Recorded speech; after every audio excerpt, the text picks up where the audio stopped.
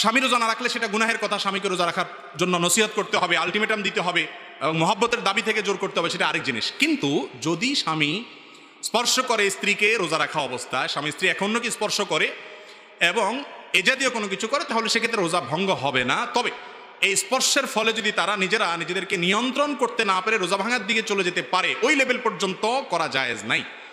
হালকা পাতলা স্পর্শ করাতে কোনো অসুবিধা নাই, এবং এটি হাদিস দ্বারাও প্রমাণিত যে হালকা পাতলা স্পর্শ, স্বামী স্ত্রী সুলভ স্পর্শ, এগুলো জায়েজ আছে। কিন্তু নিয়ন্ত্রণের বাইরে চলে যাওয়ার ভয় হলে সেই লেভেল পর্যন্ত করা জায়েজ নাই।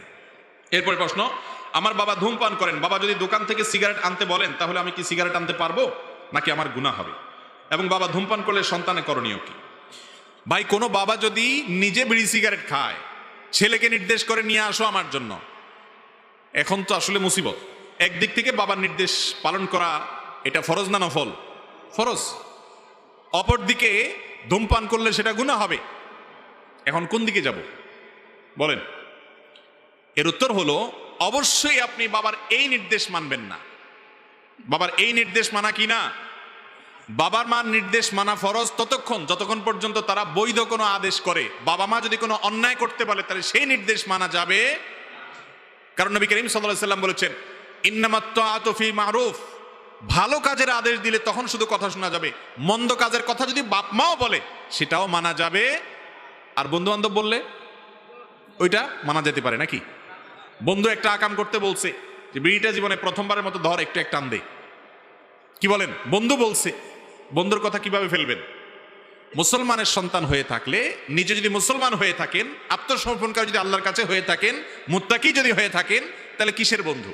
মা বাবার কথাই যেখানে মানা যাবে না, অন্যায় বললে সেখানে বন্ধু বান্ধব যদি অন্যায়ের কথা বলে, শিক্ষকও যদি অন্যায়ের কথা বলে, নিজের দলের নেতাও যদি অন্যায় করতে বলে, অন্যায় করা যাবে? যাবে? পৃথিবীর কোনো মানুষের কথা শোনা যাবে না যদি সে কথা শুনতে গেলে আল্লাহর আদেশ লঙ্ঘন হয়। কথা কি বুঝাতে পারছি? অতএব বাপ যদি বিড়ি সিগারেট আনতে বলে তাহলে নিজের পিঠ বাঁচায়া কৌশলে সরে যাবেন। বুঝতে পারছেন কথা? বাবারে হারাম কাজ করতে সহায়তাও করবেন না, আবার পিঠে যেন মাইদ্যন না পড়ে সেভাবে নিজের সেফটি নিজে নিশ্চিত করে তারপর আমল করবেন। বাবার কথা মানলেন না, বিড়ি আনলেন না দোকান থেকে, এরপরে মাইর খাইলেন, আমাকে দোষ দিয়েন না যে ওনার মাসআলা শুনে মাইর খাইছি। এই জন্য নিজের পেট নিজে বাঁচানোর চিন্তা করে এরপরে কৌশলে এড়াবেন যে বাবা তুমি যেই ধূমপান করলে তোমার ক্ষতি হবে এই কাজ আমি করতে পারবো না, এটা বলে এক দৌড় দিবেন কমপক্ষে। কারণ হাতের কাছে থাকলে মাইদ্যর খাওয়ার ভয় আছে। এক কথায় অন্যায় কাজের কথা বাপ মা করলেও সেটা মানা যাবে না, কিন্তু তাই বলে তাদের সাথে বেয়াদবিও করা যাবে। সুন্দরভাবে সেটাকে ইগনোর করতে হবে, এড়াতে হবে। প্রথম প্রশ্ন,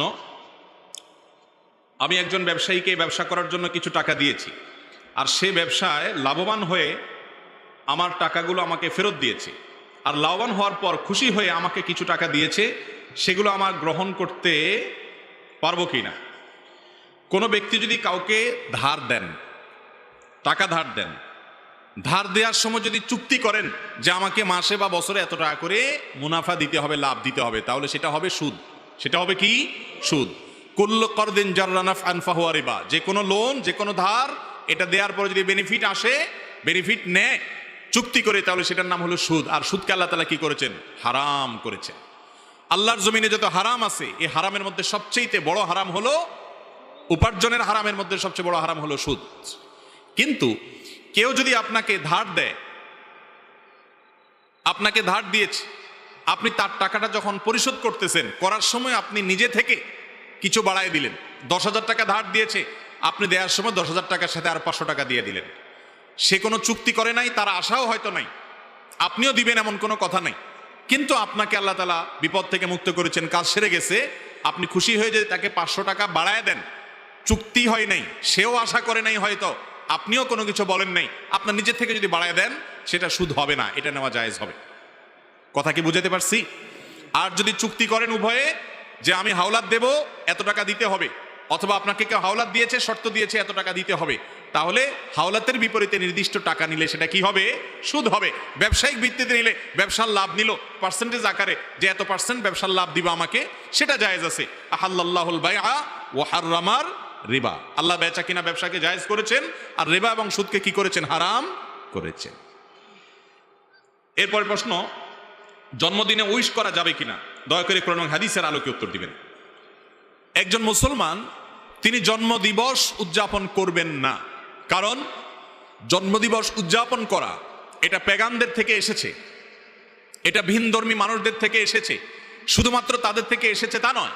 জন্মদিনকে কেন্দ্র করে যে কাজগুলো হয়ে থাকে, এমন কি এই যে আমরা আগুন জ্বালিয়ে থাকি, অনেকে জন্মদিনকে কেন্দ্র করে মোমবাতি জ্বালিয়ে থাকেন, কেক কাটাকাটি করে থাকেন, এই সবগুলো হুবহু এইভাবে এসেছে অনেকগুলো ভ্রান্ত বিশ্বাস থেকে। অনলাইনে সার্চ দিলে বিস্তারিত পেয়ে যাবেন এই জন্মদিবসের উৎপত্তি কোত্থেকে, কোন বিশ্বাসের ভিত্তিতে, কেনই বা এই মোমবাতি জ্বালানো হয়, কেনই বা কেক কাটা হয়, কেনই বা এই আনুষ্ঠানিকতা হয়, কেনই বা উৎসব করা হয়। এটা এমনিতেই হয় না, এর পেছনে ধর্মীয় বিশ্বাস কাজ করে ভিন্নদের। একজন মুসলমান কখনো অন্য ধর্মের মানুষের ধর্মীয় বিশ্বাস ধারণ লালন করতে পারেন, অন্তত তাদের সাথে সাদৃশ্য হয় সেজন্য এটাকে তিনি বয়কট করবেন। মুসলমান কখনো অযথা, অহেতুক এবং অযৌক্তিক কাজ করতে পারে না। মুসলমানের প্রত্যেকটা কাজের পিছনে কি থাকবে? যুক্তি থাকবে, কোনো একটা অবশ্যই তার পেছনে যৌক্তিক কারণ কাজ করবে। আপনার জীবন থেকে একটা বছর খসে গেল, আপনার জন্মদিবস আসলো, ধরেন আগামীকাল আপনার জন্মদিন, তার মানে হলো আপনাকে আল্লাহ যত হায়াত দিয়েছে তার থেকে একটা বছর চলে গেছে, পরবর্তী বছর আবার ওই দিনে আসলো, মানে আরেকটা বছর চলে গেছে। আপনার হায়াত থেকে একটা বছর চলে গেলে এটা কি খুশি হওয়ার কথা না কাঁদার কথা? আমাদের কিছু কিছু উৎসব আছে যে উৎসবগুলোর কোনো আগামাথা খুঁজে পাবেন না। যেমন নতুন বছরের প্রথম দিন, বছরের প্রথম দিন, নতুন দিন, নববর্ষ, ইংরেজিতে 31st নাইট বলে উদযাপন করি আমরা, বাংলায় করি, অন্যান্য ভাষায় আরবিয়ানরাও আজকাল করে। এই যে বছরের প্রথম দিন মানুষ উৎসব করে কেন? কারণ বছরের প্রথম দিন আসছে। বছরের প্রথম দিন আসলে যদি উৎসব করতে হয়, তাহলে বছরের শেষ দিন চলে যাওয়ার কারণে কান্না করা উচিত না? যার আগমনে আনন্দ হয় তার বিদায়ে বেদনা হওয়ার কথা না? যার আসলে খুশি হয় সে চলে গেলে কষ্ট লাগবে না? অথচ দেখবেন যারা এই নববর্ষ উদযাপন করে, আমাদের যুবকদের অনেকে উৎসব করে, তাদেরকে জিজ্ঞাসা করেন যে বন্ধু, তুমি যে বছরের প্রথম দিন আসার কারণে উৎসব করেছ, বছরের প্রথম দিন আসাটা, নতুন বছর আসাটা এটা যদি আনন্দের কারণ হয়, তাহলে এই বছরটা চলে যাওয়া সেটা তো অবশ্যই বেদনার কারণ হওয়ার কথা। কই, তুমি তো তোমার জীবনে কখনো কোনো বছর চলে যাওয়ার কারণে, শেষ হওয়ার কারণে, আজকে বছরের শেষ দিন, কি করলাম এই বছরে আমি, এই কথা চিন্তা করি কখনো কাঁদো নাই? তাহলে তুমি হাসার দলে আছো, শুধু কাদার দলে। এই কাদার কোনো যৌক্তিকতা থাকতে পারে? যারা নিজেদেরকে বিজ্ঞান মনস্ক দাবি করে, যারা নিজেদেরকে দাবি করে যে তারা যুক্তি লজিকের বাইরে কখনো কোনো কিছু করে না, তারা ধর্ম পালনকারীদেরকে আঘাত করে, আক্রমণ করে নানা অজুহাত দিয়ে, এই লোকগুলো যখন এই সমস্ত অযৌক্তিক দিবস পালন করে এবং উদযাপন করে, তখন আর বুঝতে বাকি থাকে না যে তাদের কথা এবং কাজে মিল নেই। এই জন্য কোনো মুসলমান জন্মদিবস উদযাপন করবে না। জন্মদিবস এটা উদযাপনের কিছু না। একটা নতুন বছর শুরু হলো আমার জীবনে, এটা আমার জন্য বেদনার যে একটা বছর চলে গেছে। অনেক সুযোগ আমার জীবন থেকে, 360-65 দিনের একটা সুযোগ প্যাকেজ চলে গেছে, পার হয়ে গেছে। এটা আনন্দের কোনো উপলক্ষ না।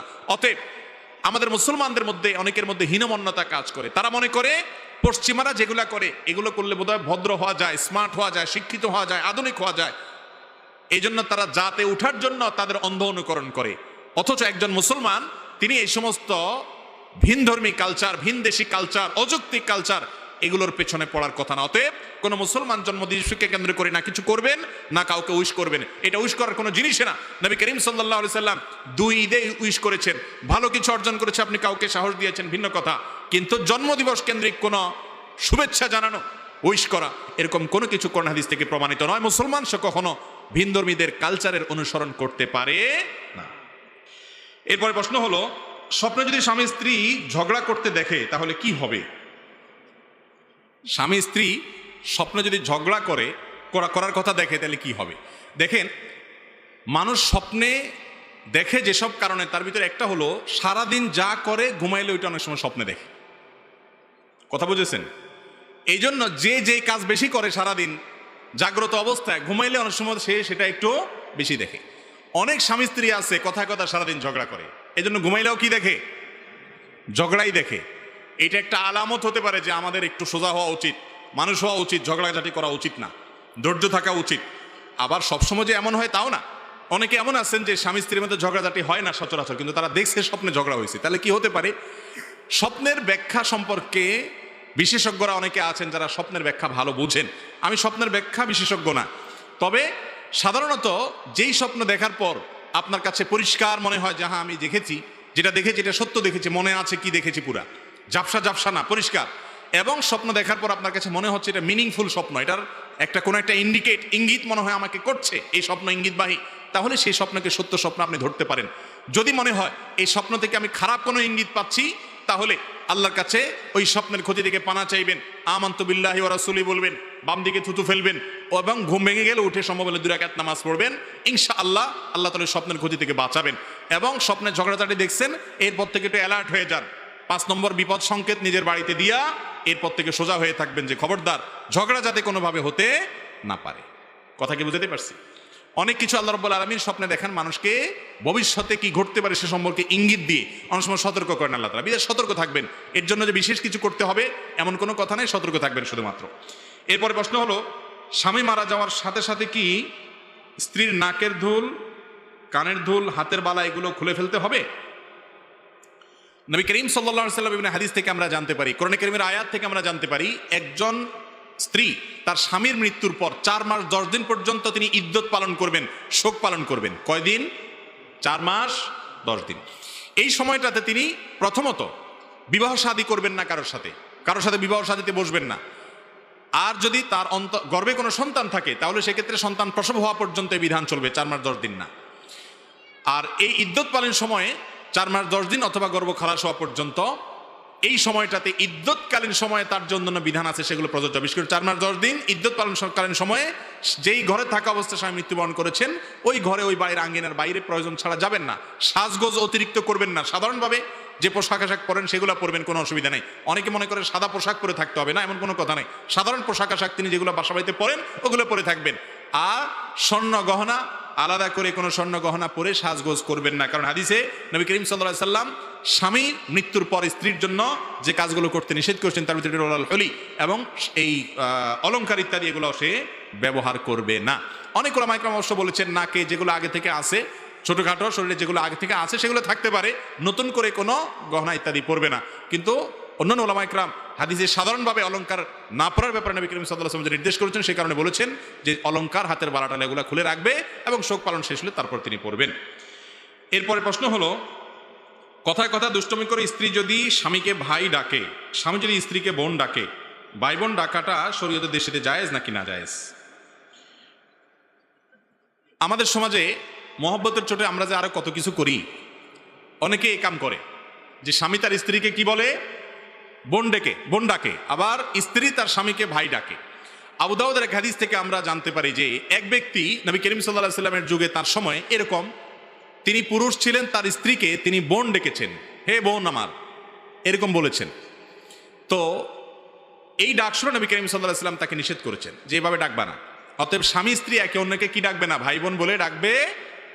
যদি সন্তান থাকে তাহলে অমুকের বাপ অমুকের মা বলবে। কথার কথা ছেলের নাম আব্দুল্লাহ, তাহলে স্বামী তার স্ত্রীকে বলবে আব্দুল্লাহর মা, আর স্ত্রী তার স্বামীকে বলবে কার বাপ? আব্দুল্লাহর বাপ। এটা হলো শ্রদ্ধা দেখানোর সবচেয়ে উত্তম এবং সাহাবীদের সুন্নাহ এটা। আর অন্য কোনো উপায়ে তো ডাকতে পারেন। আমাদের দেশে আপনার সাধারণত গ্রাম দেশে দেখা যায় এখনো মা চাচিদের মধ্যে এই প্রচলন আছে যে মুরব্বীদেরকে স্বামীদেরকে ডাকার সময় কি বলে? ওগো ওয়া, চিটাঙ্গে বলে ওয়া, ওগো বা অমুক বা শুনছেননি, মানে কিছু একটা ইঙ্গিত দেয়া বলে। তো নাম ধরা জায়েজ আছে কিনা সেটা আরেক বিষয়। নাম ধরা হাদিসের আলোকে কোনো নিষেধ বিষয় না, কিন্তু কোনো সমাজে বড়দেরকে নাম ধরাটা যদি বেয়াদবি মনে হয়, অসম্মান মনে হয়, তাহলে সেটা অবশ্যই করবে না। এটা ওর উপর নির্ভর করবে, প্রচলনের উপর নির্ভর করবে।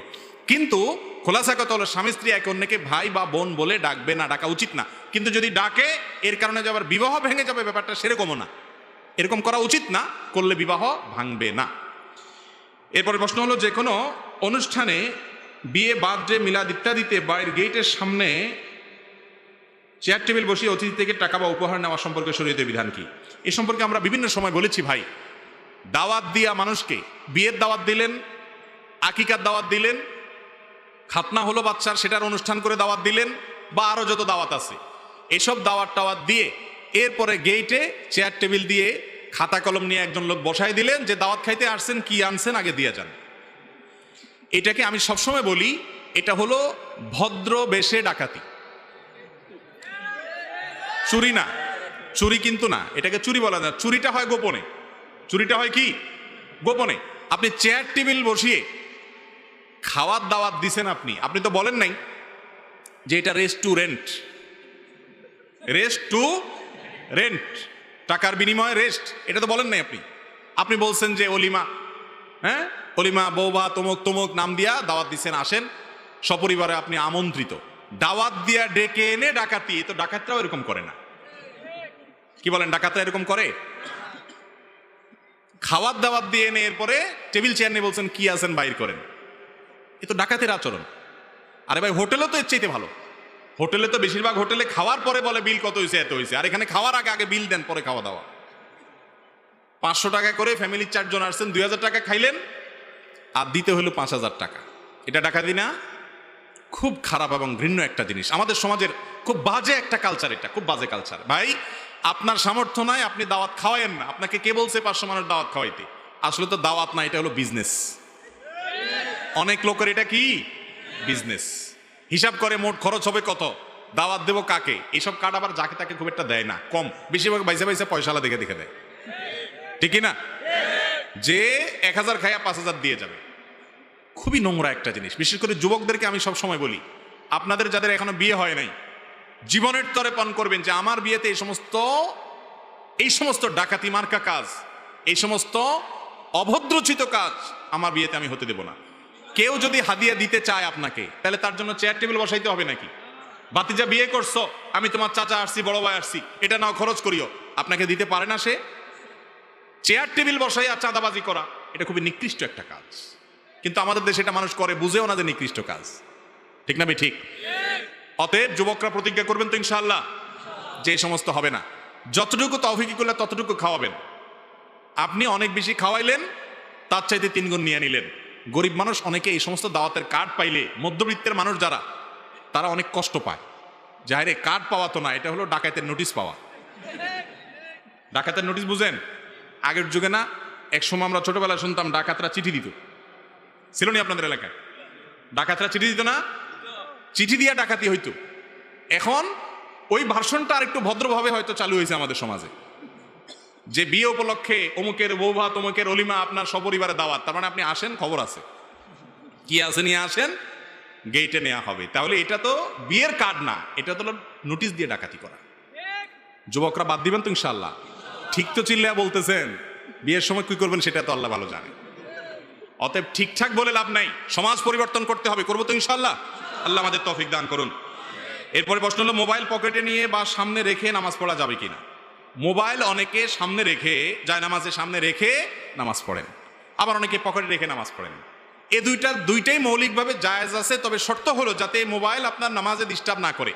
মোবাইল যদি এভাবে খুলে রেখে দেন আর কল আসে, তাহলে তো আপনি দেখবেন কে কল করছে, আপনার নামাজের মধ্যে মনোযোগ নষ্ট হবে কি হবে না? এই জন্য মোবাইল সাইলেন্ট করে বন্ধ করে এরপরে আপনি নিচে রাখেন বা পকেটে রাখেন, রাখতে পারেন। অথবা নিচে রাখলে উপর করে রাখবেন, যাতে করে আপনার নামাজে ডিস্টার্ব না হয়। এরোপ্লেন মুড করে বা বন্ধ করে তারপর পকেটে রাখেন। এক কথায় সামনে রাখেন আর পকেটে রাখেন, নামাজের জন্য মনোযোগ নষ্ট না হয়। মোবাইল খোলা রেখে সামনে রাখছেন, বাজছে কল, এবার তো টিপ দিয়ে বন্ধও করতে পারেন না, আবার নামাজে মনোযোগ ধরে রাখতে পারেন না, নামাজটা নষ্ট হবে কি হবে না? অতএব মোবাইল যাতে নামাজ নষ্টের কারণ না হয়, সেই জন্য আপনাকে ব্যবস্থা গ্রহণ করতে হবে। সামনে রাখবেন না পকেটে রাখবেন সেটা আপনার ব্যাপার। নামাজে মনোযোগ যাতে নষ্ট না হয় সেদিকে খেয়াল করবেন। সামনে রাখলে অবশ্যই উপর করে রাখবেন, আর বন্ধ করে রাখলে তো কোনো কথাই নেই। এরপরে প্রশ্ন হলো, যেসব লাশ কবরে দাফন করা হয় না, যেমন পানিতে ডুবে মারা যায়, যার লাশের কোনো খবর থাকে না ইত্যাদি, তাদের কবরে আযাব হবে কিনা? খুব গুরুত্বপূর্ণ প্রশ্ন। কবরের আযাব, এটা কি সত্য না অসত্য? আযাবুল কবর হাক্কুন, কুরআন এবং হাদিস থেকে সুস্পষ্টভাবে প্রমাণিত। আহলুস সুন্নাহ ওয়াল জামাআতের আকীদা বিশ্বাস হলো, মানুষের মৃত্যুর পর কবরে তার সওয়াল জবাব হবে, প্রশ্ন উত্তর হবে। এই প্রশ্নোত্তর যেটা মুনকার নাকির ফেরেশতা করবেন প্রত্যেকটা মানুষকে, সবাইকে এই প্রশ্নোত্তরের মুখোমুখি করবেন, এটা হবে। এখন কথা হলো, কবরে যে ব্যক্তি শায়িত হয়েছে, স্বাভাবিক মৃত্যু হয়েছে, দাফন হয়েছে লাশ, তারটা তো বুঝে আসলো। পানিতে ডুবে মারা গেছে, তার তো কবরে যাওয়ারই সুযোগ হয় নাই। বাঘে খেয়ে ফেলেছে, বাঘের পেটে চলে গেছে, তার শরীরের সাথে মিশে গেছে, এই ব্যক্তির কিভাবে প্রশ্নোত্তর হবে? এর উত্তর হলো, আল্লাহ রাব্বুল আলামিন প্রত্যেকটা মানুষের শরীরের ধ্বংসাবশেষ যেটা যেখানে যে অবস্থা আছে, ওই অবস্থায় প্রশ্নোত্তরের মুখোমুখি করবেন। ধরুন একজনকে বাঘে খেয়ে ফেলেছে, কুমিরে খেয়ে ফেলেছে, আগুনে পুড়ে ভস্ম হয়ে গেছেন, ছাই হয়ে গেছেন। ছাই হয়ে গেলেও তার শরীরের ওই ধ্বংসাবশেষ, ছাই থাকুক আর মাটি থাকুক, কিছু একটা আছে, যেটা আছে ওইটার মধ্যে আল্লাহ তাআলা অলৌকিকভাবে তার মধ্যে রুহ দিয়ে তাকে প্রশ্নোত্তর মুখোমুখি করবেন, সেটা আমরা দেখবো না, বুঝবো না, উপলব্ধিও করবো না, কিন্তু প্রশ্নোত্তর হবে। এই জন্য কোরআনে কারিমে আল্লাহ রাব্বুল আলামিন এটাকে বলেছেন বারজাখ, ওমিন ওয়ারাইহিম বারজাখুন ইলা ইয়াউমি ইউবআসুন। মৃত্যুর পরে কিয়ামত কায়েম হওয়ার আগে যে জগৎটা আছে, এই জগৎটাকে বলা হয়েছে বারজাখ, মানে আড়াল। সেই জগৎটা হলো আড়াল আখিরাতের জন্য, ওই জগৎটা পার হয়ে মানুষ আখিরাতে যাবে। সেই বারজাখের জগৎটাতে কেউ কবরে থাকতে পারে, কেউ বাঘের পেটে থাকতে পারে, কেউ কুমিরের পেটে থাকতে পারে, কেউ ছাই হয়ে থাকতে পারে, কেউ পানিতে পচে গলে পানির সাথে মিশে যেতে পারে। যে যেখানে তার ধ্বংসাবশেষ থাকুক না কেন, সেটাই হলো তার জন্য বারজাখী জীবন। কিভাবে প্রশ্নোত্তর সেশন করবেন? আল্লাহ রাব্বুল আলামিন যিনি শূন্য থেকে, নাপাক পানি থেকে মানুষকে সৃষ্টি করেছেন, তার জন্য অসম্ভব বলতে কিছুই নাই। এরপরে প্রশ্ন হলো, আপনি এক জায়গায় বলেছেন কাউকে দাঁড়িয়ে সম্মান প্রদর্শন করা যাবে না, অথচ এক মাহফিলে আপনি একজন বড় আলেম আসার পর দাঁড়িয়ে সম্মান করেছেন, এ বিষয়ে কি বলবেন? মাশাআল্লাহ, খুব সুন্দর এবং একেবারে যথোপযুক্ত প্রশ্ন।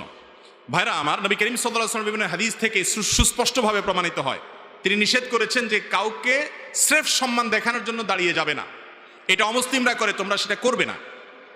সাহাবীদের মধ্যেই একজন সিনিয়র সাহাবী, তিনি শারীরিকভাবে কিছুটা অসুস্থ, তিনি আসার পর নবী করিম সাল্লাল্লাহু আলাইহি ওয়াসাল্লাম আবার নির্দেশ করেছেন, তোমরা দাঁড়িয়ে যাও এই সাহাবীর জন্য। দাঁড়িয়ে যাওয়া মানে সম্মান না, সম্মান দেখানোর জন্য না, দাঁড়িয়ে যাওয়া বলতে দাঁড়িয়ে গিয়ে তাকে হেল্প করো, ধরে বসাও। এই জন্য নবী করিম সাল্লাল্লাহু আলাইহি ওয়াসাল্লাম তার জন্য দাঁড়াতে বলেছেন। অতএব সম্মান প্রদর্শন করতে হবে, এ ব্যাপারে কোনো সন্দেহ নেই। বড় মুরব্বী, আলেম ওলামা, এমনকি সমবয়স্ক, সবার প্রতি সম্মান দেখাতে হবে, কি হবে না? কাউকে অপমান করা যাবে না, সম্মান করা আবশ্যক, ইমানের দাবি, আখলাকের দাবি। কিন্তু সম্মান দেখাতে গিয়ে দাঁড়ানো না, এই পদ্ধতি ইসলামের না, এই পদ্ধতি অমুসলিমদের। নবী করিম সাল্লাল্লাহু আলাইহি ওয়াসাল্লাম নিষেধ করেছেন। আমার যে ঘটনার কথা বলা হচ্ছে, অনেকে দেখেছি এটা নিয়ে ভিডিও বানিয়েছেন এবং এটা নিয়ে অনেকে ট্রলবাজি করছেন। বাস্তবতা হলো যে আলেমের কথা বলা হচ্ছে, উনি এসেছেন, উনি আসার পর আমি আলোচনা ছেড়ে দিয়ে উঠে গিয়ে ওনাকে বসার জন্য অফার করেছি। তো উনি বলেছেন, ওই আওয়াজগুলো এখনো রেকর্ড আছে, উনি বলেছেন যে না, আমি আপনার ওয়াজ শোনার জন্য আসছি, আপনি বরং ওয়াজ করেন, আমি বসবো। তো উনি বসে গেলেন, তখন আমি আবার এসে বসে গেলাম। তাহলে দাঁড়ানোটা হলো ওনাকে চেয়ার ছেড়ে দিয়ে ওয়াজের অফার করার জন্য, ওইটা নিছক গতানুগতিক সম্মান দেখানোর জন্য না। কিন্তু আমরা কারোর সমালোচনা করতে হলে তার সত্যতা যাচাই বাছাই করার দরকার মনে করি না, কিছু একটা পাইলেই সেটা নিয়ে কি করি? সমালোচনা করি। আল্লাহ তাআলা আমাদেরকে হেদায়েত দান করুন। আর দ্বিতীয় কথা হলো যে, আমার কথা এবং কাজে যদি কখনো মিল না থাকে, তাহলে সেটা আমার ত্রুটি মানুষ হিসাবে যদি থাকে, কখনো এরকম হয়, যদি কমন কথা ভবিষ্যৎ অগ্রিম বলে রাখলাম, যদি সত্য কথা কোরআন হাদিস থেকে শুনেন, জানেন, তাহলে সেটার উপর আমল করবেন। যদি সে আমলটা যিনি বলেছেন তার মধ্যে নাও থাকে, তারপরও সেটা আমল করবেন, কি করবেন না? কথা যদি সত্য হয়, সঠিক হয়, তাহলে আমার কাজ কি করা? আমল করা। আল্লাহ আমাকে আমল করার তৌফিক দান করুন। এরপরে প্রশ্ন হলো, আলসেমি ভাতা নামে একটা ভাতা এখন চলমান রয়েছে, প্রায় 100 থেকে 200 লোক সারাদিন কাজ করেন। প্রতিটি ওয়ার্ডে এনজিও সংস্থা প্রতিদিন কাজের মজুরি নির্ধারণ করে দিয়েছে, জনপ্রতি 400 টাকা করে। দিন শেষে মজুররা মজুরি পায় 300 টাকা করে, কারণ দিন শেষে 400 টাকা মজুরি থেকে 100 টাকা জনপ্রতিদিন হাতে তুলে দিতে হয়, যা মাস শেষে 3 লক্ষ থেকে 6 লক্ষ টাকা হয়ে থাকে। অসহায় লোকেরা সারাদিন কাজ করে 100 টাকা। বুঝতে পেরেছি, প্রশ্ন পরিষ্কার। দেখুন, আমাদের সমাজে এই ধরনের কাজ শহরে গ্রামে সব জায়গায় কম বেশি হয়ে থাকে। যিনি কাজ ধরেন তিনি অনেক সময় দেখা যায় শ্রমিকদের কাছ থেকে কমিশন নিয়ে থাকেন। এই কমিশন নেওয়া, এটা যদি শুধুমাত্র তিনি কাজ ধরে দিয়ে কমিশন নেন এবং কাজ ধরার তার দায়িত্বে থাকে, যেমন কথার কথা, অনেক লোকের হাউস ড্রাইভার আছে বা কোম্পানির কর্মচারী আছেন, ওই কোম্পানির কর্মচারীর কাজই হলো মানুষকে, তার কাজের অংশ হলো অন্য মানুষকে কাজের জন্য নিয়ে আসা, নিয়োগ দেওয়া। সে সেখান থেকে আবার যদি তাদের কাছ থেকে মাসোহারা খায় বা তাদের কাছ থেকে কোনো সুবিধা গ্রহণ করে, এর নাম হলো ঘুষ। এর নাম হলো কি? আরে ঘুষ খাওয়া এটা পরিষ্কারভাবে হারাম। পরিষ্কারভাবে কি? এই ঘুষের ব্যাপারে নবী করিম সাল্লাল্লাহু আলাইহি ওয়াসাল্লাম অভিসম্পাত নাজিল করেছেন। ভাইরে, অন্যায়ভাবে যে টাকা খাবেন, মানুষের হক মেরে খাবেন, গরিব মানুষ কষ্ট করেছে সেখান থেকে 100 করে আপনি কমিশন খাইলেন, অথচ সেটা আপনার দায়িত্ব, ডিউটি পালন করেছেন। আপনি ডিউটি পালন করে যে কমিশন খেলেন, আপনি যে হারাম খেলেন, এই হারামটা নিয়েও যেতে পারবেন না, এমনকি খেয়েও যেতে পারবেন না। খেয়ে যেতে পারবে? আমরা যত উপার্জন করি সব নিজে ভোগ করতে পারি? হাতে বুতে ভোগ করবে, হাতে বুতে, আপনি নিজে ভোগও করতে পারবেন না। অতএব এটা কোনো বুদ্ধিমান সুবিবেচক মানুষের কাজ হতে পারে না যে অন্যের জন্য, ছেলে মেয়ের পরিবারের জন্য আমি নিজে হারাম খাবো, হতে পারে না। আল্লাহ আমাদেরকে বুঝায় যেন সে তৌফিক দান করুন। বর্তমানে টেকনাফ উপজেলার প্রতিটি মাহফিলের যারা কাজ করেন তাদের অনেকে ইয়াবা ব্যবসার সাথে জড়িত। অনেকে এই টাকা মাহফিলে দিয়ে থাকেন, এটা জায়েজ হবে কিনা? ভাই নবী করিম সাল্লাল্লাহু আলাইহি সাল্লাম বলেছেন, ইন্নাল্লাহা তাইয়্যিব ওয়া লা ইয়াকবালু ইল্লা তাইয়্যিবা। আল্লাহ তাআলা পবিত্র, অপবিত্র হারাম কোনো কিছু দান করলে আল্লাহ সেটা কবুল করবেন। শুধুমাত্র ইয়াবা ব্যবসা না, হয়তো আপনাদের দিকে ইয়াবার কারবার বেশি হয় সেজন্য আপনারা এই প্রশ্ন করেছেন, কিন্তু অন্যান্য এলাকাতে এক এক এলাকাতে হয়তো এক এক হারামের প্রাধান্য বা বিস্তার রয়েছে। যেই কোনো হারাম উপার্জনের টাকা মাহফিলে দান করলে সওয়াব হবে না, বরং হারাম উপার্জন করার যে গুনাহ আছে সে গুনাহ চুল পরিমাণ কমবে না মাহফিলে দেওয়ার কারণে। আমাদের অনেকে আছেন হারাম টাকা পয়সা উপার্জন করার পর মসজিদ, মাদ্রাসা, ওয়াজ মাহফিল, হুজুরদেরকে কিছু দান টান করে তারা মনে করেন কিছু দান টান করলে হুজুররা যে দোয়া দায়ী করবে এতে আমার কালোগুলা সব সাদা হয়ে যাবে। দুনিয়াতে কালো টাকা সাদা করার সিস্টেম আছে, আল্লাহ তাআলার কাছে কালো টাকা সাদা করার সিস্টেম। হারাম উপার্জন করার পর সেটা ফেরত দিতে হবে অথবা দান করে দিতে হবে যদি মালিককে খুঁজে না পাওয়া যায়। কোনো অবস্থাতে সেটাকে মসজিদ, মাদ্রাসার, ওয়াজ মাহফিলে দান করে হালাল করার সুযোগ, এবং ওয়াজ মাহফিল কর্তৃপক্ষের দায়িত্ব, মসজিদ মাদ্রাসার কর্তৃপক্ষের দায়িত্ব। আমরা হুজুররাও আজকে আল্লাহ মাফ করুক টাকা পাইলে আর হালাল হারাম বাজ বিচার করি না। শুধুমাত্র মানুষের দোষ দিয়ে লাভ নাই, কিছু দোষ আমাদেরও আছে। ওয়াজ মাহফিল যারা করেন, কয়জন লোক আছেন যে হালাল হারাম বাজ বিচার করেন? আপনারা যারা মক্কা শরীফ যাওয়ার সুযোগ পাইছেন তারা দেখছেন বাইতুল্লাহর যে কালো কিরাফ ঘেরা যে বাইতুল্লাহ কাবা ঘর, এই কাবা ঘরের এক পাশে বুক পরিমাণ ওয়াল ঘেরাও দেওয়া আছে, রাউন্ড করা আছে, হাতিমে কাবা বলা হয়। এই জায়গাটা কাবা ঘরের ভিতরে ছিল, কাবার অংশ ছিল। ইব্রাহিম আলাইহিস সালাম যে কাবা বানাইছেন সেখানে এই ঘেরাওটা সহকারে ভিতরে ছিল। কিন্তু এই কাবা যখন আমাদের নবী করিম সাল্লাল্লাহু আলাইহি সাল্লামের দাদা আব্দুল মুত্তালিবের আমলে তার নেতৃত্বে কুরাইশের লোকেরা যখন এটাকে পুনরায় নির্মাণ করলেন, পুরান হয়ে গেছে, ভেঙে চুরে যায় এবং অনিরাপত্তার কারণে তারা এটাকে ভেঙে আবার পুনরায় নির্মাণ করেছেন। নবী সাল্লাল্লাহু আলাইহি সাল্লাম ছোট ছিলেন তখন, ওই সময় তারা মুশরিক ছিল, মূর্তি পূজারী ছিল, অমুসলমান ছিল। তারপরেও তারা প্রতিজ্ঞা করেছেন যে আমরা আল্লাহর ঘর নির্মাণে কোনো হারাম টাকা নেব না। এই জন্য সমাজে ঘোষণা করছেন যার টাকা টন টন করে বাঁচবে, হালাল, কোনো ভেজাল নাই, শুধু সে দিবে আল্লাহর ঘরে, বাকিগুলো নেওয়া হবে না। এবং সেইভাবে তারা মসজিদ নির্মাণ করেছেন। বেশি থাকে না কম থাকে? কম থাকে। হালাল টাকার পরিমাণ সমাজে বেশি না কম? তো হালাল টাকা কম হওয়ার কারণে কাবা ঘরের সেই হাতিমের অংশটাকে কাবার ভিতরে ঢুকাইতে পারেন নাই তারা মুশরিক হওয়া সহ এটা সত্য, এটা বুঝছেন। আর আজকাল আমরা মসজিদকে জাকজমক করা, মাহফিলকে আপনার জাকজমক করার জন্য হারাম হালাল বাস বিচার নাই। চাচা টাকা দিয়েন, বড় ভাই টাকা দিয়েন, কোত্থেকে কামাই করছেন দেখা দেখি নাই। এই জন্যই তো মাহফিল থেকে বা আমাদের আলোচনা থেকে, ওয়াজ থেকে যে পরিমাণ হেদায়েত পাওয়ার কথা সেটা হয় না, কারণ হারাম দিয়ে তো কোনো কিছু আশা করা যায় না। বিধায় আয়োজকরা এক্ষেত্রে সৎ হওয়ার চেষ্টা করতে হবে। আর যারা দান করবেন, আল্লাহ মাফ করুক, কারণ হালাল হারাম দুই রকমের দান আছে, তিনি আল্লাহর জন্য দান করবেন কোনটা? হালালটা। আর হারামটা তো মালিককে ফেরত দিতে হবে, না হলে কোনো রক্ষা নাই। সব অপরাধের মাফ আছে, মানুষের হক যদি মেরে খান এটার কিন্তু মাফ নাই, যতক্ষণ পর্যন্ত ওই টাকা ওই মালিকের কাছে, গরিবের কাছে ফেরত না দিবেন। আর যদি বলেন যে কোথায় খুঁজে পাবো, চলে গেছে, তাহলে ওই পরিমাণ টাকা আল্লাহর রাস্তায় দান করে দিতে হবে। খুবই ভয়াবহ একটা বিষয়। আপনি সব ভোগ করবেন আর ইস্তেগফার কান্নাকাটি করবেন সারা জীবন আকাম কুকাম করে, বৃদ্ধ বয়সে লম্বা টুপি দিয়া, লম্বা দাড়ি লাগায়া, জুব্বা লাগায়া, হজমরা করে, দোয়া দায়ী করে একেবারে হাজী সাহেব, গাজী সাহেব, মুফতি সাহেব, আলেম সাহেব, হুজুর সাহেব সাইজা গেলেন। আল্লাহর কাছে মাপ পাবেন, দুনিয়ার মানুষের চোখে ধুলি দিবেন, সাইজা গেছেন হুজুর, অথচ আপনি কি করে আসছেন, কত মানুষের রক্ত চুষে আসছেন আপনারটা আপনি জানেন। বিশ্বাস করেন আল্লাহর কাছে এটা মাপ পাওয়ার আশা খুব ক্ষীণ। হ্যাঁ, আপনি যদি চেষ্টা করেন যে আল্লাহ আমি ভুল করেছি, তখন বুঝি নাই, এখন বুঝ আসছে, চেষ্টা করছি মুক্ত হওয়ার জন্য, ইনশাআল্লাহ আশা করা যায় আপনার চেষ্টার কারণে আল্লাহ তাআলা আপনাকে কি করবেন? মাফ করবেন। আল্লাহ আমাদের সবাইকে বোঝার তৌফিক দান করুন। এই বান্দার হকের বিষয়টা আমরা যারা ওয়াজ শুনতেছি, আমাদের মধ্যে বেশিরভাগ মানুষই বান্দার হকটা নষ্ট করি। কিভাবে নষ্ট করি? আপনারা হয়তো মনে করেন কই আমি তো কোনো চুরিদারির সুযোগই পাই না, চাকরি নাই, চুরিদারি করবো কোত্থেকে? দেখেন ভাই, অনেকে আছেন বাপের সম্পদে বোনের হক মারেন, আছে না নাই? মাশাআল্লাহ নামাজ কালাম পড়েন, দাড়ি টাড়ি আছে, সব ঠিক আছে, টুপি টাপাও পড়েন, কিন্তু আপনার বাবা মারা গেছেন, আপনার মা মারা গেছেন, তার যে সম্পদ জমি জমা সেখানে আপনার বোনের হক আছে না নাই? কয়জন মায়ের পুত হাত দেখায় বলতে পারবেন যে আমার বাপ মারা যাওয়ার পরে বোনের হক সব দিয়ে দিয়েছি, অথবা আমার বাপ কখনো মারা গেলে আল্লাহ আমাকে বাঁচায় রাখলে আমি আমার বাপের সম্পদে বোনের পাওনা পাই পাই করে বুঝাই দিব? আছেন এরকম মায়ের পুত? খুব কবি এখন নীরব হয়ে গেছে। আমরা মনে করি যে সমাজে আমরা দুধের দোয়া, প্রত্যেকটা মানুষ আমরা, এই জন্যই তো নিজেকে সংশোধন করতে হয়, মুত্তাকি হইতে হলে। আল্লাহ আমাদেরকে সবাইকে হারাম খাওয়া থেকে বেঁচে থাকার তৌফিক দান করুন। নিয়মিত ফজর নামাজ কাজা হলে তার কি করা উচিত? নিয়মিত ফজর নামাজ কাজা হলে তাকে হাত পা বেঁধে ভালো করে মারা উচিত। কারণ নিয়মিত এর মানে আরেকজনে যায় মারবেন না।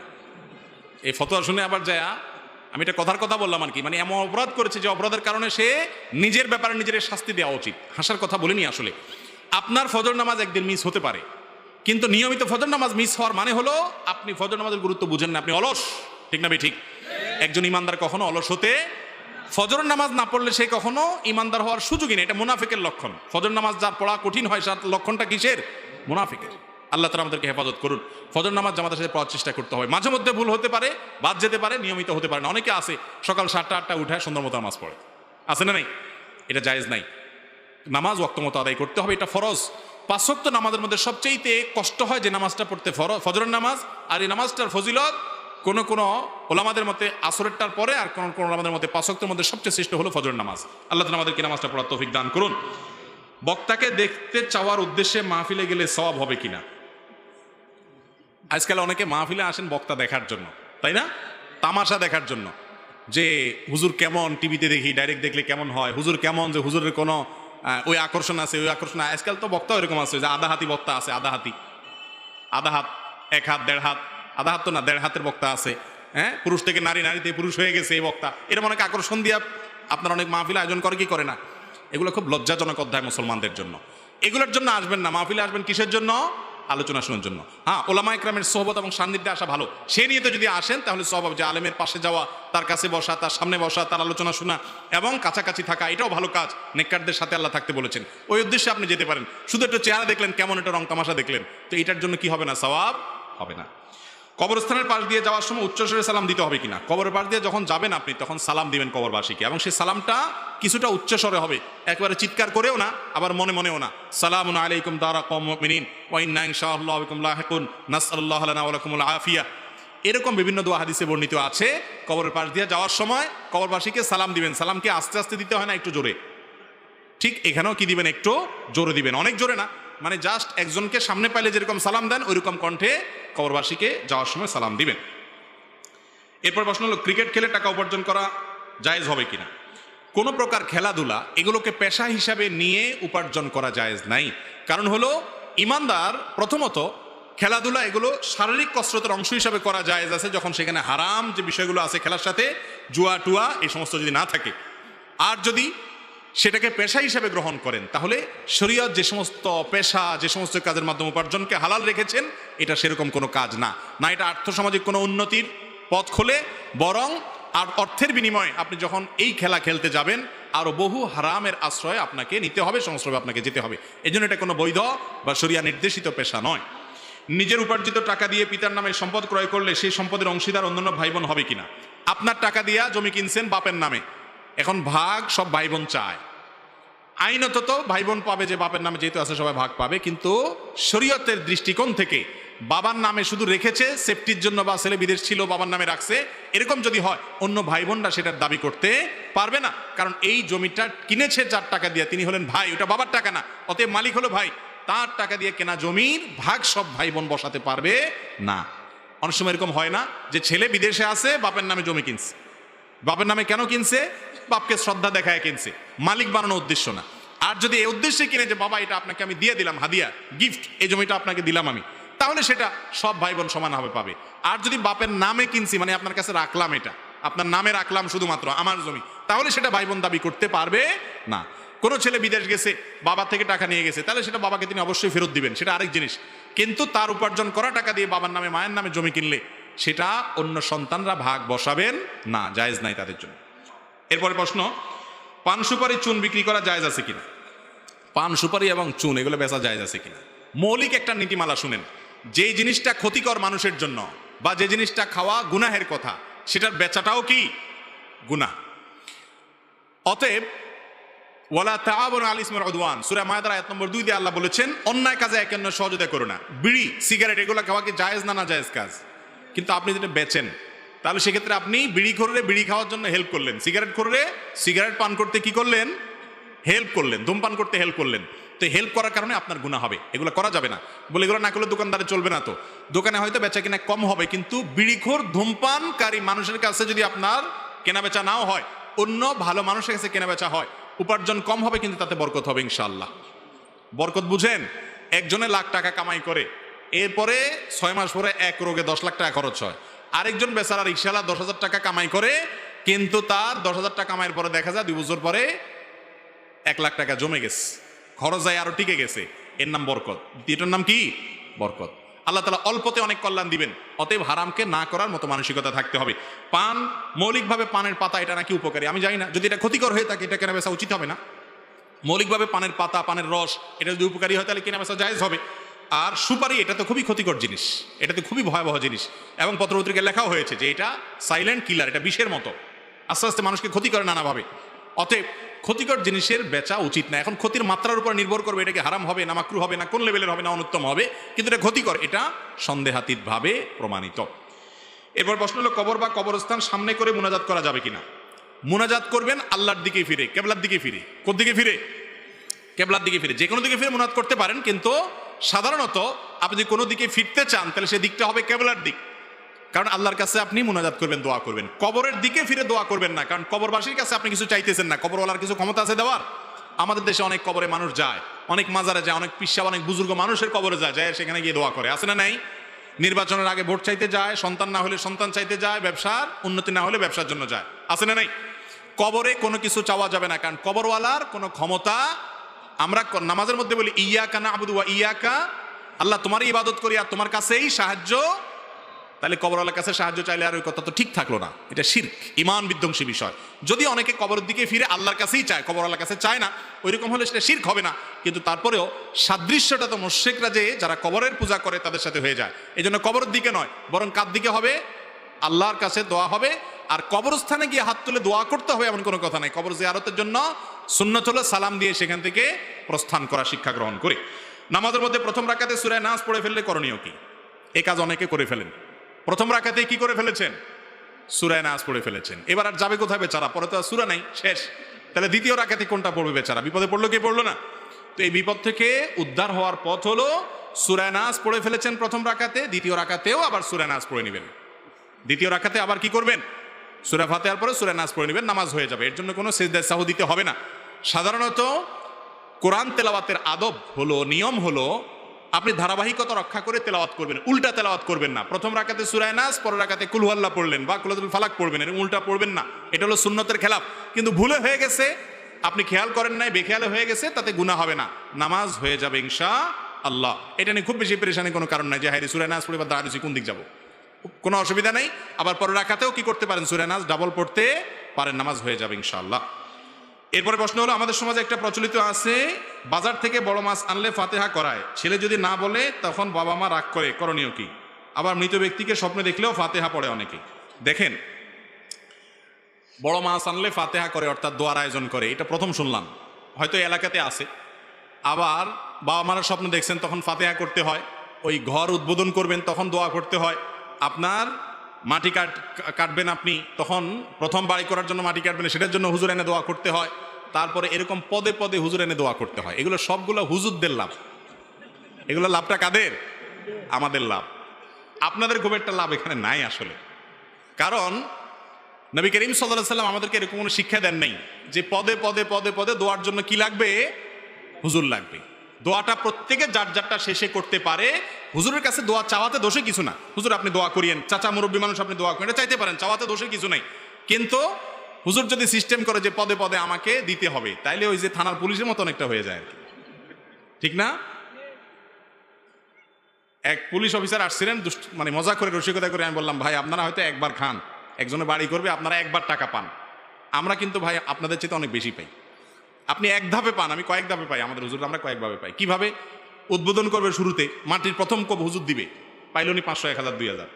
এরপরে আবার যখন ছাদ ঢালাই হবে, আজকে ছাদ ঢালাই বড় একটা কাজ হবে, আবার হুজুর, আবার ছাদ ঢালাই হয়ে গেল, হুজুর হাদিয়া পাইলো চলে গেল।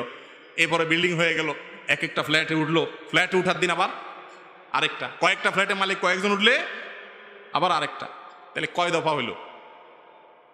ওই পুলিশ বেচারা তো হয়তো এক দফা পায়ে চলে গেছে, যে অবৈধ নেয় আর কি, যারা ভালো মানুষ তো ভালো মানুষ। তো যাই হোক, এরকম প্রত্যেক পদে পদে হুজুর ছাড়া কাজ হবে না, এই সিস্টেম ইসলাম আমাদের জন্য রাখেন নাই। দোয়ার ব্যাপারে হুজুর ছাড়া দোয়া হবে না, এরকম কোনো সিস্টেম নাই। আচ্ছা, হুজুরদের দোয়া করাইছে কোনোদিন দেখছেন আপনারা? হুজুরদের বাড়িতে দোয়া করাইছে? বুঝেন নাই? নামাজ আপনিও পড়েন, হুজুরও পড়ে, রোজা আপনিও রাখেন, হুজুরও রাখে, সব কাজগুলো আপনিও করেন, হুজুরও করে। কিন্তু কিছু কাজ আছে দেখবেন, যেমন মিলাদ আর কি, মিলাদ, এই কাজগুলা দেখবেন হুজুর সবার বাড়িতে করে, কিন্তু হুজুর বাড়িতে কোনোদিন হয় না। গোমরটা ধরতে পারছেন? মানে আসল আর নকল ধরার কিন্তু একটা ভালো বুদ্ধি এটা। এটা যদি আসল হইতো, দরকারি জিনিস হইতো, তাহলে হুজুরেরও দরকার হইতো। কিন্তু হুজুর আমাদেরকে তো কোনোদিন মিলাদের জন্য ডাকে না যে আসো সবাই আজকে আমার বাড়িতে মিলাদ। তো হুজুর তো পড়ে না, শুধু আমাদের বাড়িতে পড়ে কেন? কারণ হুজুর পড়লে তো আবার সেখানে কি হবে? খরচ হবে।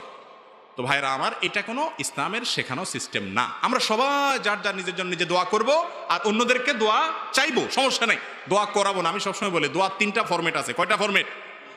একটা হলো দোয়া করা আল্লাহর কাছে, যে কোনো অসুখ বিসুখ, সুবিধা অসুবিধা আল্লাহ আপনি আমাকে দেন, আল্লাহর কাছে চাইলেন। এটা যে কেউ চাইতে পারে, এটার জন্য কোনো যোগ্যতা দরকার। আপনি মায়ের পেঁচ দিয়ে দোয়া করতে পারেন না, হুজুরের মতো এত সুদ দিয়ে দোয়া করতে পারেন না, হুজুরের মতো এত কবিতার ছন্দে তাল মিলিয়ে এত সুন্দর সাজিয়ে গুছিয়ে বলতে পারেন না, কোনো দরকার নেই। যে বোবা, যার মুখে বাকশক্তি নেই, আল্লাহ তারও মনের ভাষা বুঝেন। বুঝেন কি বুঝেন না? আপনি এলেমেলো ভাষা দিয়ে আল্লাহর কাছে যা বলবেন আল্লাহ তাই কবুল করবে ইনশাআল্লাহ। আপনার মনের আকুতিটা আল্লাহ তাআলা দেখবেন। আর আপনার দোয়া টাকা দিয়ে যদি আমার থেকে আপনি দোয়া নিতে চান, যে হুজুর 2000 টাকা দিলাম, আমার বাপ মরে গেছে, আপনি দোয়া করে দেন, আমি কান্নার ভান করতে পারি, আপনার মন থেকে বাবার জন্য যে কান্দা আসবে ওইটা আমার আসলে কোনোদিনই আসবে না। এই সোজা হিসাবটা আমরা অনেকে বুঝি না। হুজুরদেরকে এমনি টাকা দিবেন, হাদিয়া দিবেন, আর এই নজর নিচু থাকবে কেন যে দোয়া করানোর জন্য হুজুরে হাদিয়া দিবেন, হুজুরে এমনি হাদিয়া দিবেন, হুজুর নেন 500 1000, আপনি আলেম মানুষ, এমনি দিলে এমনি দোয়া করবে। এবার আপনি আপনার দোয়া করেন। অতএব দোয়া চাওয়া যায়, দোয়া করা যায় নিজেরটা নিজে, আর দোয়া চাওয়াও যায়, কিন্তু দোয়া করানো যায় না, বিশেষ করে মুর্দা কেন্দ্রিক। করানো বুঝেন? দোয়া করা নিজেরটা নিজে, চাওয়া হলো মুরব্বী বাবা দোয়া করেন, হুজুর দোয়া করেন, এটা হলো চাওয়া, দুইটা হইলো। আরেকটা হলো কি দোয়া করানো। করানোটা কি? কিভাবে? করাইতে পয়সা লাগে। করাইতে কি লাগে? দোয়া করাইতে পয়সা লাগে না? কিছু মিলাদ, কিছু জিলাপি, কিছু আপনার আগরবাতি, কিছু গোলাপ জল, কিছু হুজুরের পয়সা, এটা বাজেট লাগে কি লাগে না?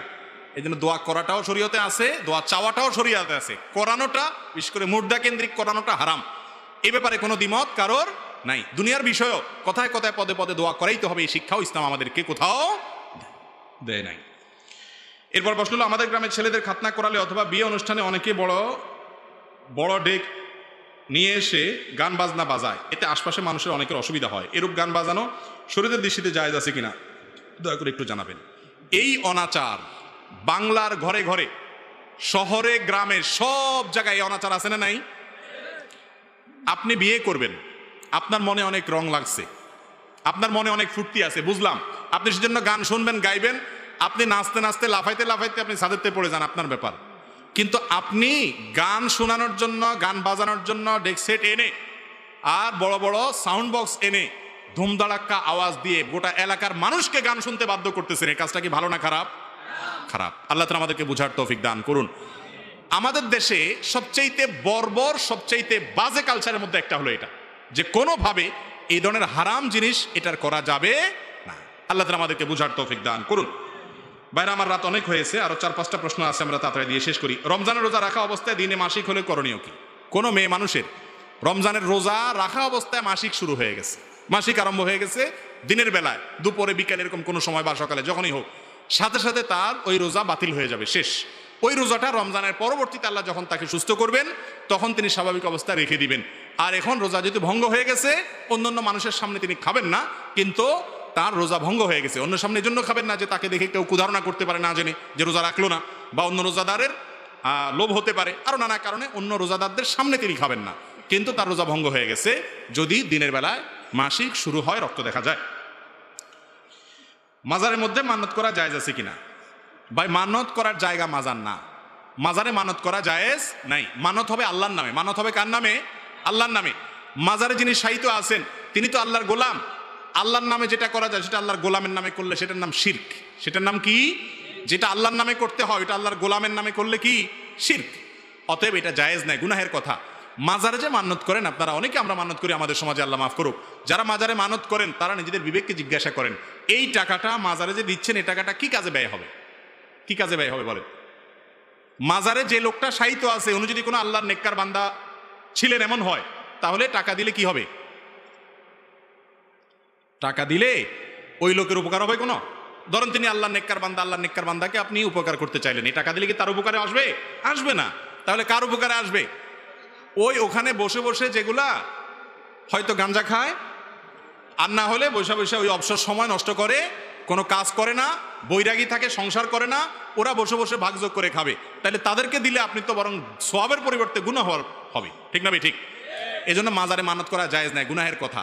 এই টাকা মাজারে নয়, বরং আপনি দান করার জন্য মানত করতে পারেন, আল্লাহ আমার এই কাজটা হলে আমি দান করব গরিব দুঃখীকে দিয়ে দিবেন, মাজার টাজারে না। যদিও মানত না করে সাধারণভাবে দান করা উচিত। নবী করিম সাল্লাল্লাহু আলাইহি ওয়াসাল্লাম মানতের উপর নিরুৎসাহিত করেছেন, বিধায় মানত করবেন না। যদি করতে হয় কোনো মাজারে মানত করা জায়েজ নাই, মানত করার জায়গা মাজার নয়। আমি ফজরের সুন্নত পাই নাই, দেখি জামাত শুরু হয়ে গেছে, এখন আমি আগে সুন্নত পড়বো নাকি জামাতে শামিল হব? ফজর নামাজ যদি আপনি জামাতে, সুন্নত যদি আপনি না পান, তাহলে সেক্ষেত্রে সুন্নতটা ফরজ নামাজের পরে সূর্য ওঠারও 15-20 মিনিট পরে পড়বেন, সেটা সবচেয়ে উত্তম। তবে ফজরের জামাত চলাকালীন সময়ে যদি আপনি দ্বিতীয় রাকাত পাওয়ার সম্ভাবনা থাকে, তাহলে সেক্ষেত্রে হানাফি মাযহাব অনুযায়ী আপনি সুন্নত পড়ে শামিল হতে পারেন। সেক্ষেত্রেও মসজিদে যেখানে জামাত হচ্ছে একেবারে ঠিক ওখানে কাতারের আশেপাশে দাঁড়াদাঁড়ি করা এটা অনুচিত, কারণ সেটা জামাতের শানের সাথে যায় না। যদি পড়তে হয়, অনেক সালাফ থেকে বর্ণিত আছে, একটু বাইরে হয়তো বারান্দা বা উপরে নিচে অন্য কোথাও পড়ে আপনি শামিল হলেন। তবে অনেক উলামায়ে কেরাম সেটাও নিষেধ করেছেন, কারণ হাদিসে আসছে ইযা উকিমাতিস সালাহ ফালা সালাতা ইল্লাল মাকতুবা, যখন নামাজের একামত শুরু হয় তখন ফরজ ছাড়া আর কোনো নামাজ পড়া জায়েজ নাই। যদিও ফজর নামাজের ব্যাপারে যে উলামায়ে কেরাম জায়েজ বলেছেন, সেটার বিশেষ কারণ হলো ফজরের সুন্নাহটা সবচাইতে গুরুত্বপূর্ণ সুন্নাহ। সেই কারণে যদি পড়তেও হয় এই মাসলাক অনুযায়ী, মাযহাব অনুযায়ী, তারপরেও ওই যে একেবারে কাতারে, অনেক মসজিদ দেখবেন যে কাতারে জামাত শুরু হয়ে গেছে, ওখানে এলোমেলোভাবে অনেকে সুন্নতে নামাজ পড়তেছে, চলাফেরাও অসুবিধা হয় এবং এটা জামাতের শানেরও খেলাফ হয়। এরপরে প্রশ্ন হলো, বর্তমানে আমাদের দেশে শবে মেরাজকে কেন্দ্র করে একটি নির্দিষ্ট দিনে ইবাদত বন্দেগী করা হয়, এ সম্পর্কে শরীয়ত কি বলে? দেখুন, শবে মেরাজকে কেন্দ্র করে আমাদের সমাজে একটা বিশেষ রাতে রজব মাসের 27 তারিখে ইবাদতবন্দি করে থাকেন। এ বিষয়ে আমরা বলেছি বিভিন্ন সময়ে। শবে মেরাজ নবী করিম সাল্লাল্লাহু আলাইহি ওয়াসাল্লামের জীবনে গুরুত্বপূর্ণ একটা রাত ছিল। মেরাজের ঘটনা ঘটেছে রাতের বেলা, এটা ঠিক আছে, কিন্তু সেটা কোন তারিখে হয়েছে এ বিষয়ে হাদিসে সুস্পষ্টভাবে কোনো বর্ণনা নাই, সুস্পষ্টভাবে বিশুদ্ধভাবে কোনো বর্ণনা পাওয়া যায় না যে 27 তারিখেই হয়েছে। বিভিন্ন বর্ণনা পাওয়া যায়, সেগুলো বিশুদ্ধতার মানদণ্ডে উত্তীর্ণ নয়। হাদিসের মূল ধারার যে কিতাবগুলো বুখারী, মুসলিম, আবু দাউদ এবং এরকম প্রসিদ্ধ যে কিতাবগুলো তিরমিজি ইত্যাদি, নাসাই, এই সমস্ত কোনো কিতাবেই এরকম কোনো হাদিস পাওয়া যায় না। মুহাদ্দিস মুহাক্কিকদের অনেকে, কেউ 27 রজবের কথা বলেছেন, কেউ রমজান মাসের কথা বলেছেন, কেউ রবিউল আউয়ালের কথা বলেছেন, কেউ জিলকদ মাসে বলেছেন। বিধায় এইটা কোন রাতে হয়েছে সেটাই হাদিস থেকে চূড়ান্তভাবে স্বীকৃত এবং প্রমাণিত নয়, বরং মতপার্থক্যপূর্ণ। আর দ্বিতীয় কথা হলো, এই রাতে রাসূল আকরাম সাল্লাল্লাহু আলাইহি ওয়াসাল্লাম এবং সাহাবায়ে কেরাম, খোলাফায়ে রাশিদিন কেউ এই রাতকে কেন্দ্র করে বছরে একদিন উদযাপন করেছেন এরকম কোনো বর্ণনা পাওয়া যায় না। অনেকে বলে, ভাই নামাজ রোজা ঈদে করবে, খারাপ কি করবে, আপনারা বাধা দেন কেন? ভাই নামাজ আপনি পড়েন, অন্যদিন নফল নামাজ করছেন, এটাও করেন ভালো, কিন্তু এই রাতের জন্য আপনি বিশেষভাবে নামাজ রোজা করতেছেন, দিনের রোজা এবং রাতে নামাজ, অথচ হাদিসে সেটা নাই, তাহলে এটা নকল আমল। নকল আমল করলে সেটার নাম বেদাত, আর বেদাতের ঠিকানা কি হয়? জাহান্নাম হয়। ইসলামের নামে কিছু করবেন না যেটা ইসলামে নাই। আপনি নিজে থেকে নফল করতে চাচ্ছেন, অন্য সময় করেন, এ সময় করেন, সেটা আরেক জিনিস। কিন্তু দিনের ভিতরে নতুন কিছু বানালে নবী করিম সাল্লাল্লাহু আলাইহি ওয়াসাল্লাম বলেছেন ফাহুয়া রাদ, সে প্রত্যাখ্যানযোগ্য। বিধায় মন গড়া আমল করা থেকে আল্লাহ